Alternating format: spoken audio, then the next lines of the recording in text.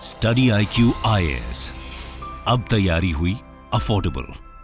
दोस्तों, यदि आप दुनिया भर में नजर घुमाएंगे तो हर तरफ कुछ ना कुछ क्राइसिस चल रही है। मीडिया में कभी यूक्रेन तो कभी कतर, कभी ईरान तो कभी पाकिस्तान, कभी यूरोप तो कभी यूएसए हेडलाइंस को डोमिनेट करते रहते हैं। लेकिन हमारे आसपास बहुत सी डेवलपमेंट्स ऐसी भी हो रही हैं जो मीडिया की लाइमलाइट से भले ही गायब हों, किंतु हमारे लिए बहुत मायने रखती हैं। उनसे रूबरू कराने के लिए आइए आपको दुनिया के एक दूसरे कोने में लेके चलते हैं। ये देश यूं तो बहुत ही छोटा है, लेकिन इंडियन जियोपॉलिटिक्स में एक बेहद अहम भूमिका निभाता है। हम बात कर रहे हैं इंडिया के फार ईस्ट में बसे एशियन देश जापान की।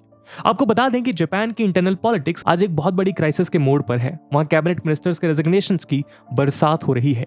एक महीने के अंदर 3 कैबिनेट मिनिस्टर्स अपने पद से इस्तीफा दे चुके हैं।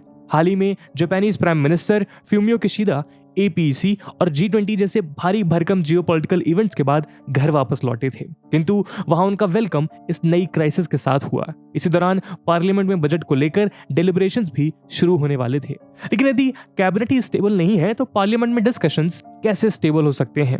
यानी जाहिर है कि जापान में चल रहे पॉलिटिकल टर्मोइल का इम्पैक्ट देश की पॉलिटिकल स्टेबिलिटी के साथ साथ उनकी इकोनॉमी और जियोपॉलिटिक्स पे भी पड़ रहा है। दोस्तों, हो सकता है आप सोच रहे होंगे कि जापान की इंटरनल पॉलिटिक्स से हमको क्या फर्क पड़ता है। आज के वीडियो में हम आपके लिए इसी सवाल का जवाब ढूंढने की कोशिश करेंगे।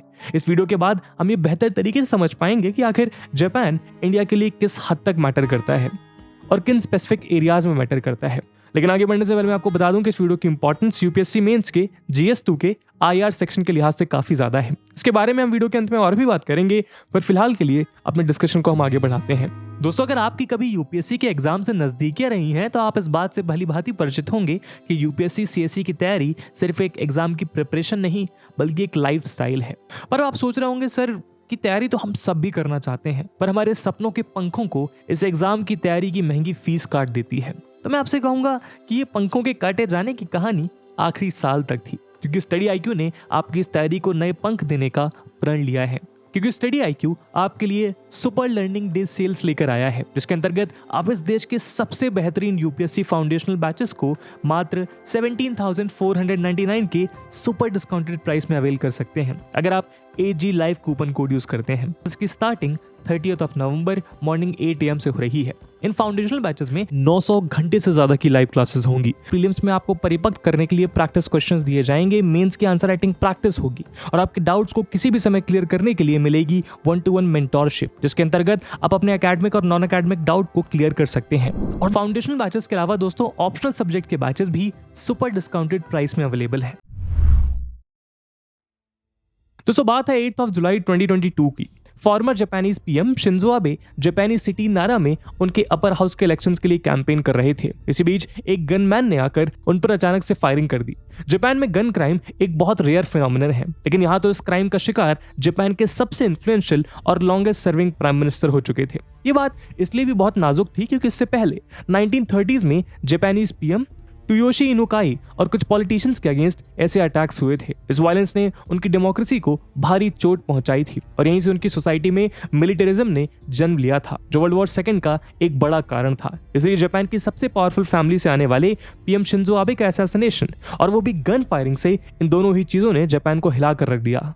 जापान के साथ साथ इसकी शॉक वेव्स पूरी दुनिया में महसूस की गई। दोस्तों, दुनिया में से बहुत कम नेशनल लीडर्स होते हैं जो अपने देश के बाहर भी अपनी लेगेसी का इन्फ्लुएंस छोड़कर जाते हैं, और शिंजो आबे भी उन्हीं चुनिंदा लीडर्स में से एक थे। जाहिर है कि शिंजो आबे के रूप में इंडिया ने भी अपना एक बेहद क्लोज अलाई खो दिया। लेकिन उनके असैसिन 41 ईयर ओल्ड टेत्सुया यामागामी का कहना था कि उन्होंने शिंजो आबे से अपना रिवेंज लिया है। उनका कहना था कि आबे जापान में मौजूद यूनिफिकेशन चर्च से जुड़े हुए हैं। ये एक रिलीजियस इंस्टीट्यूशन है जिसको उनकी मदर ने एक बड़ा अमाउंट डोनेट किया था, लेकिन इस डोनेशन के कारण वो बैंकरप्ट हो गई। जब इस केस की इन्वेस्टिगेशन हुई तो इस चर्च के साथ PM आबे का कोई कनेक्शन सामने नहीं आया, लेकिन आज उनकी पार्टी LDP के बहुत से लीडर्स का यूनिफिकेशन चर्च के साथ कनेक्शन सामने आ रहा है। हालांकि आबे के असैसिनेशन के बाद अपर हाउस के इलेक्शंस में कोई डिले नहीं हुआ और उसको प्राइम मिनिस्टर फ्यूमियो किशिदा ने लीड किया, किंतु यही जल्दबाजी उनके लिए सबसे बड़ी गलती बन गई। जैसा कि हमने शुरुआत में कहा, हाल ही में Japanese prime minister Fumio Kishida के एडमिनिस्ट्रेशन को एक बहुत बड़ा झटका लगा है। पॉलिटिकल फंडिंग के मिसमैनेजमेंट के चलते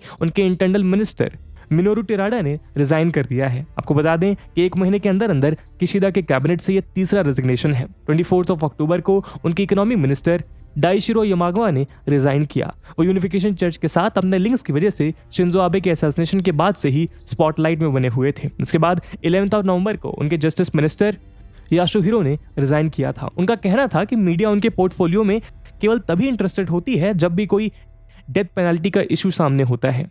एक के बाद एक हो रहे इन रेजिग्नेशंस को रेजिग्नेशन डोमिनो कहा जा रहा है। फिलहाल इस रेजिग्नेशन के बाद उन्होंने फॉर्मर फॉरेन मिनिस्टर ताकायाकी मात्सुमोटो को नए इंटरनल अफेयर्स मिनिस्टर के रूप में अपॉइंट किया है, लेकिन ये किशिदा गवर्नमेंट के ऊपर एक ह्यूज प्रेशर अनलीश कर रहा है। हाल ही में एक पोल भी कंडक्ट किया गया जिसमें पीएम किशिदा का सपोर्ट 2.6% डिक्रीज हो गया।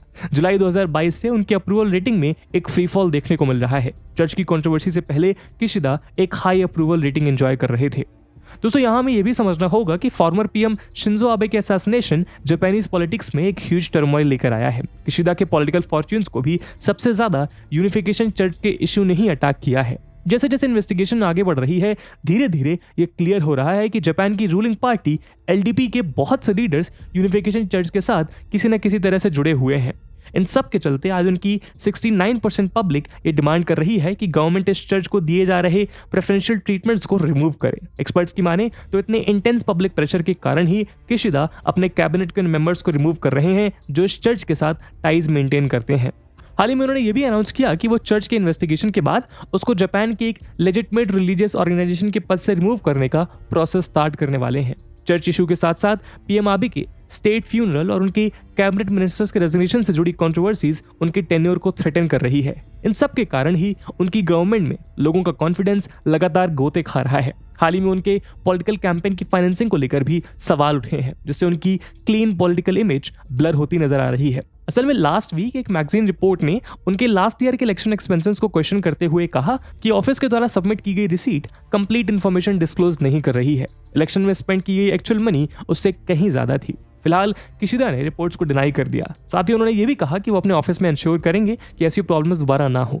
दोस्तों, जब से पीएम किशिदा की लिबरल डेमोक्रेटिक पार्टी ने अपर हाउस इलेक्शन जीते थे, तब से एक्सपर्ट कह रहे थे कि अब आगे उनके सामने 3 गोल्डन ईयर्स मौजूद हैं और ऐसे में वो बिना किसी बैकलैश के अपने अपने पॉलिसी इश्यूज के साथ एंगेज कर पाएंगे।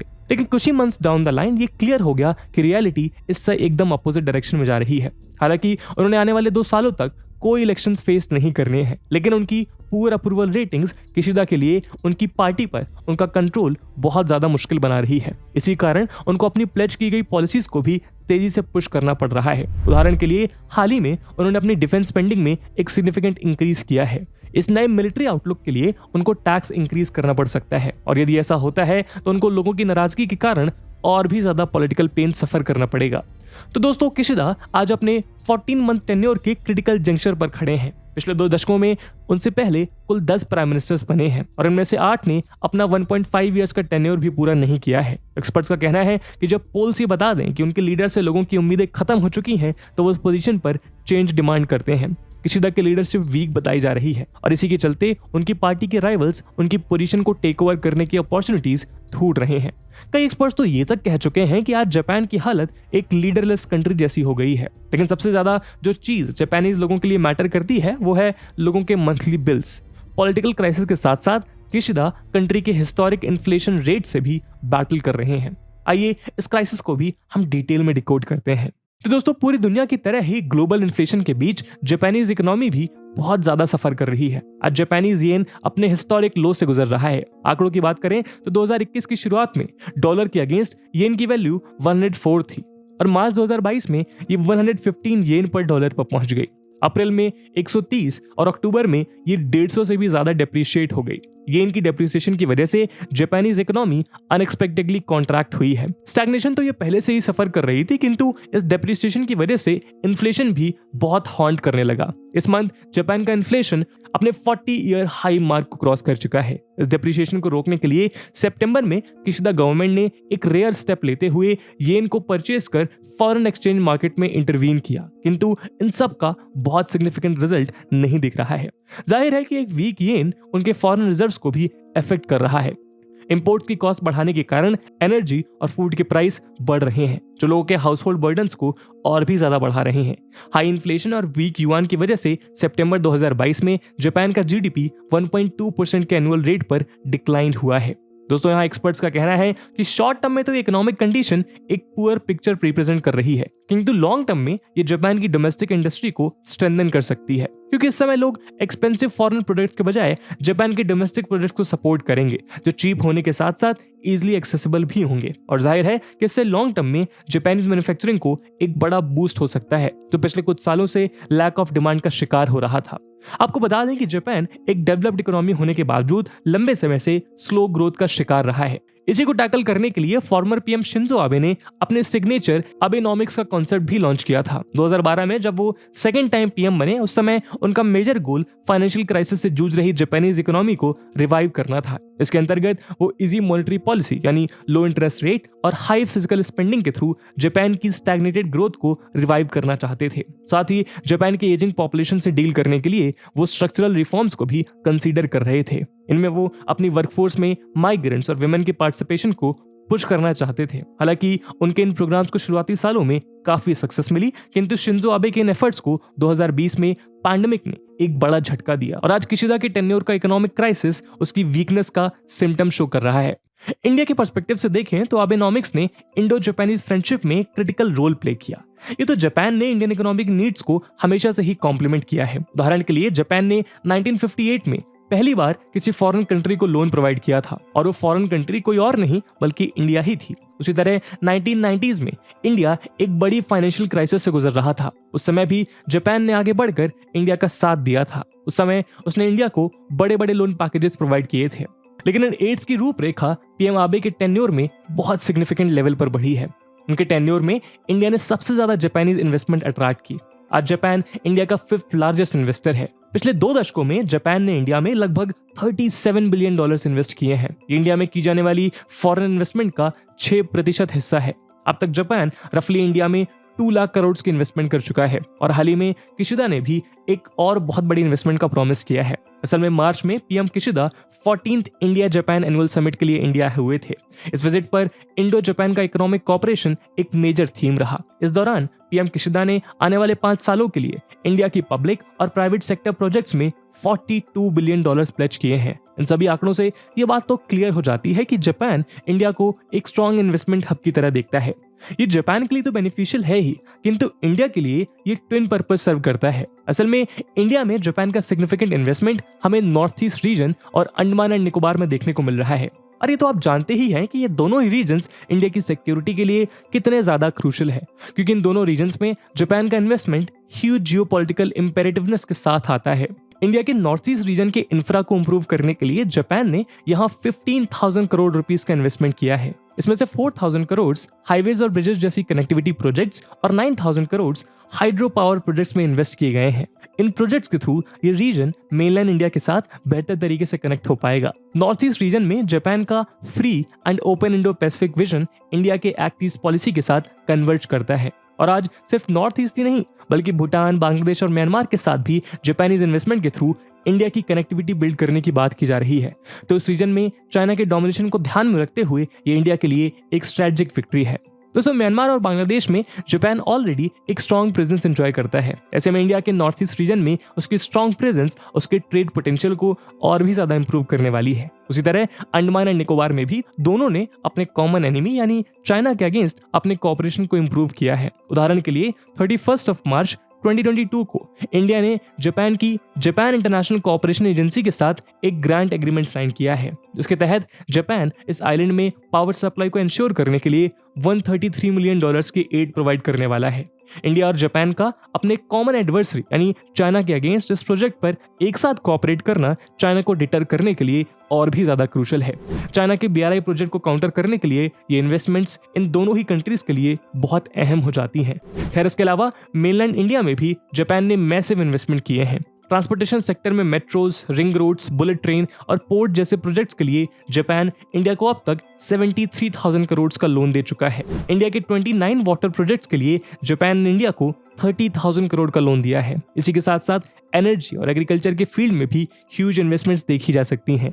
2006 के बाद से जापानीज कंपनीज भी इंडिया में रैपिडली एक्सपेंड हुई हैं। आज इंडिया में 1400 से भी ज्यादा टॉप जापानीज कंपनीज रन करती हैं। इंडिया में 8 अलग अलग स्टेट्स में 11 इंडस्ट्रियल टाउन्स बन चुके हैं और इनमें आज 100 से भी ज्यादा हाईटेक जापानीज कंपनीज काम कर रही हैं। जापान इंडिया की आईटी स्टार्टअप इंडस्ट्रीज पर भी बहुत ज्यादा ट्रस्ट करता है और इसलिए ये दोनों इंडिया में सबसे बड़े जापानीज इन्वेस्टमेंट अट्रैक्ट कर रहे हैं। उदाहरण के लिए 2016 से 2020 तक जापान ने इंडियन आईटी सेक्टर में $9.2 बिलियन इन्वेस्ट किए हैं, जिससे लगभग 1.02 लाख जॉब्स क्रिएट हुई हैं। 2023 तक ये फिगर 3.61 लाख तक पहुंच सकता है। इतना ही नहीं, पैंडेमिक के बाद जापान की चाइना +1 स्ट्रेटजी में भी इंडिया एक नेचुरल चॉइस बनकर सामने आया है। तो दोस्तों, कुल मिलाकर हम ये कह सकते हैं कि जापान की इकोनॉमिक एड इंडिया के इकोनॉमिक इंटरेस्ट के साथ साथ सिक्योरिटी डायनेमिक्स को भी एड कर रही है। किंतु आज की कंडीशन को देखते हुए कंसर्न की बात यह है कि अगर जापानीज इकोनॉमी जल्द ही अपने स्टेबल पाथ पर नहीं आती तो इन सभी फ्रंट्स पर इंडिया को भी भारी नुकसान हो सकता है। इकोनॉमी के बाद इन दोनों का स्ट्रॉन्ग कोलैबोरेशन रीजनल सिक्योरिटी के फ्रंट पर देखा जाता है और जापान का इंटरनल टर्मोइल इसको भी इंपैक्ट कर सकता है। वो कैसे, आइए देखते हैं। दोस्तों, हाल ही में हमने देखा था कि कैसे जापान अपनी बरसों पुरानी पैसिफिस्ट पॉलिसी को छोड़कर अपना डिफेंस इंफ्रास्ट्रक्चर बिल्ड कर रहा है। यानी जो जापान अब तक अपनी सिक्योरिटी के लिए यूएस पर रिलाई करता था, वो आज ये जिम्मा खुद के सर पर लेना चाहता है। यूएस की डिक्लाइनिंग क्रेडिबिलिटी के साथ साथ चाइना का कॉन्स्टेंट एग्रेशन इसका मेजर रीजन है। इंडिया और जापान की डिफेंस कोलैबोरेशन की बात तो हम बहुत बार कर चुके हैं, लेकिन आज हमारे लिए नोट करने वाली बात यह है कि पिछले कुछ समय में जापान चाइना को एक्सप्लिसिटली कॉन्टेस्ट कर रहा है। उदाहरण के लिए नवंबर 17 को Japanese prime minister Fumio Kishida और Chinese president Xi Jinping Bangkok में APEC समिट की साइडलाइंस ईस्ट एशियन समिट के दौरान पहली बार मिले। इस दौरान उन्होंने ग्लोबल पॉलिटिक्स के बहुत से मुद्दों पर बात की, किंतु उनके बायलैटरल रिलेशंस का सबसे सेंसिटिव पॉइंट यानी ताइवान और सेनकाकू आइलैंड के इशू पर जापान ने उनसे एग्री नहीं किया। उसी दौरान पीएम किशिदा कंबोडिया में ईस्ट एशिया समिट अटेंड कर रहे थे। इस समिट में उन्होंने ये साफ साफ कह दिया कि अक्सर चाइना के एक्शंस जापान की सोवरेनिटी को इन्फ्रिंज करते हैं और इससे इस रीजन में टेंशंस बहुत ज्यादा बढ़ जाती हैं। इसी बीच किशिदा ने उइगुर्स की ह्यूमन राइट कंडीशंस को लेकर भी सीरियस इशू रेस किए। साथ ही उन्होंने ताइवान स्ट्रेट में पीस एंड स्टेबिलिटी के ऊपर भी बहुत स्ट्रेस किया। इससे पहले जब अगस्त में नैन्सी पेलोसी ताइवान की विजिट पर थी, उस समय चाइना ने साउथ चाइना सी में large scale military drill conduct की थी। तब चाइनीज मिसाइल्स जापान की एक्सक्लूसिव इकोनॉमिक जोन में भी लैंड कर रही थी, लेकिन चाइना से डरने के बजाय जापान ने इस इशू को एग्रेसिवली रेस किया। इतना ही नहीं, पिछले कुछ महीनों में जापान ने नेटो के साथ भी रिपीटेडली एंगेज किया है। जून में उन्होंने नेटो समिट में भी पार्टिसिपेट किया था। नवंबर 4 को जापान ने नेटो के साइबर सिक्योरिटी डिफेंस प्लेटफॉर्म को भी ज्वाइन करने का फैसला किया है। एक्सपर्ट्स के मुताबिक जापान इस मूव के जरिए फाइव आइज इंटेलिजेंस अलायंस को ज्वाइन करने की ओर इशारा कर रहा है। अभी इस इंटेलिजेंस ग्रुपिंग में यूएसए, यूके, कनाडा, ऑस्ट्रेलिया और न्यूजीलैंड शामिल हैं। कुछ सोर्सेज की माने तो 2022 के एंड तक जापान अपनी एक revise national security strategy release करने वाला है और इसमें जापान ये साफ कर देगा कि यदि ताइवान स्ट्रेट में चाइना के द्वारा स्टेटस को चेंज करने का कोई भी यूनिलैटरल अटेम्प्ट होता है तो जापान किस तरह का स्टैंड ले सकता है। और तो और अक्टूबर में जापान ने ऑस्ट्रेलिया के साथ मिलिट्री कोऑपरेशन और इंटेलिजेंस शेयरिंग इंप्रूव करने के लिए भी एक सिक्योरिटी पैक्ट साइन किया है। रिपोर्ट्स के मुताबिक दिसंबर में जापान ऐसा ही सिमिलर पैक्ट यूके के साथ भी साइन कर रहा है। इतना ही नहीं, जापान पूरे 20 साल के बाद एक बार फिर इंटरनेशनल फ्लीट रिव्यू होस्ट कर रहा है। पीएम किशिदा के मुताबिक रशिया का यूक्रेन इन्वेजन, ताइवान को लेकर चाइना के बढ़ते एम्बिशंस और नॉर्थ कोरिया के अनप्रेडिक्टेबल बैलिस्टिक मिसाइल लॉन्चेस इस रीजन के सिक्योरिटी आर्किटेक्चर को एक सीरियस चैलेंज दे रहे हैं। ऐसे में इस रीजन को जापान और लाइक माइंडेड अलाइज के एक नए अवतार की जरूरत है। ये फ्लीट रिव्यूज इस रीजन में जापान के नए एम्बिशियस गोल्स को एक नई उड़ान देने वाले हैं। इन इंटरनेशनल फ्लीट रिव्यू में 38 विसल्स पार्टिसिपेट करने वाली हैं। इसमें जापान के केवल ट्रेडिशनल अलाइज ही नहीं बल्कि सिंगापुर, थाईलैंड और साउथ कोरिया जैसे इमर्जिंग चैंपियंस भी शामिल होंगे। साउथ कोरिया का इसमें शामिल होना ये बताता है कि जापान ने इस फ्लीट रिव्यू के लिए अपनी हिस्टोरिक टेंशंस को साइड में रखते हुए प्रैक्टिकल कंसिडरेशंस को प्रेफर किया है। दोस्तों, एक्सपर्ट्स के मुताबिक जापान की ओर से ये बेहद ऑब्वियस और एक्सपेक्टेड मूव है जो इस रीजन के सिक्योरिटी आर्किटेक्चर को इंप्रूव करने में एक अहम भूमिका निभाने वाला है। लेकिन जैसा कि हमने अभी देखा कि इन सभी एक्सटर्नल मैन्यूवर्स की टाइमिंग जापान की पॉलिटिकल इंस्टेबिलिटी की वजह से एक बड़ा चैलेंज बन सकती है। यदि उनकी इंटरनल पॉलिटिक्स की हालत और खराब होती है तो वो अपनी जियो स्ट्रैटेजिक और डिफेंस पोस्चरिंग पर फोकस नहीं कर पाएंगे। उनको अपना सारा ध्यान अपनी इंटरनल पॉलिटिक्स पर रीडायरेक्ट करना होगा। इतिहास इस बात का गवाह है कि देश की internal political crisis geopolitical stage पर अपना इम्पैक्ट शो करते हुए देर नहीं लगाती है। और तो और जापान के केस में उसकी ऑनगोइंग इकोनॉमिक क्राइसिस उसके रीजनल इकोनॉमिक आउटलुक को भी थ्रेटन कर सकती है और ये सीधे तौर पर इंडिया के स्ट्रैटेजिक और इकोनॉमिक इंटरेस्ट को हार्म कर सकता है। उदाहरण के लिए जापान जिस तरह के लॉन्ग टर्म स्ट्रक्चरल इश्यूज का सामना कर रहा है उससे उसकी डिफेंस स्पेंडिंग पर भी एक डीप इम्पैक्ट पड़ सकता है। जापान की डिफेंस इंडस्ट्री हाई कंपटीशन और पुअर इंटरनेशनल एक्सपीरियंस के कारण अपनी इन्वेस्टमेंट पर बेहद थिन प्रॉफिट जनरेट कर पा रही है। दोस्तों, इस फ्रंट पर भी इंडिया और जापान के कोलैबोरेशन के बहुत से एवेन्यूज ओपन हो रहे हैं, किंतु वो सब कुछ एक बड़े लेवल पर जापान की पॉलिटिकल स्टेबिलिटी पर डिपेंड करता है। आज इंटरनेशनल एनवायरनमेंट में बहुत से रैपिड फंडामेंटल शिफ्ट्स देखने को मिल रहे हैं। ऐसे में यदि जापान रीजनल सिक्योरिटी के लिए हाई एम्बिशंस रखता है तो उसको अपनी डोमेस्टिक क्राइसिस को जल्द से जल्द ओवरकम करना होगा। दूसरे शब्दों में कहें तो इंटरनेशनल ऑर्डर का एक क्रूशियल प्लेयर बनने से पहले उसको सबसे पहले अपना इंटरनल मेस क्लियर करना होगा। इस मुद्दे पे आपका क्या ओपिनियन है, कमेंट सेक्शन में जरूर बताइएगा। और जैसे कि हमने वीडियो के पहले भाग में बताया कि इस वीडियो की इंपॉर्टेंस यूपीएससी मेंस की पर्सपेक्टिव से काफी ज्यादा है, तो इसी इंपॉर्टेंस को देखते हुए एक सवाल हम आपके लिए छोड़कर जा रहे हैं जिसको आपको कमेंट सेक्शन में आंसर करना है। And the question is, the end of Japan's pacifist policy is a boon for the region, critically analyse. And with this question my friends, that's it for the video. I hope आपको video पसंद आई होगी, और अगर video पसंद आई है तो अपने दोस्तों के साथ साझा करना मत भूलिएगा। हम मिलते हैं अगले वीडियो में, तब तक के लिए जय हिंद, जय भारत। स्टडी IQ IAS, अब तैयारी हुई अफोर्डेबल।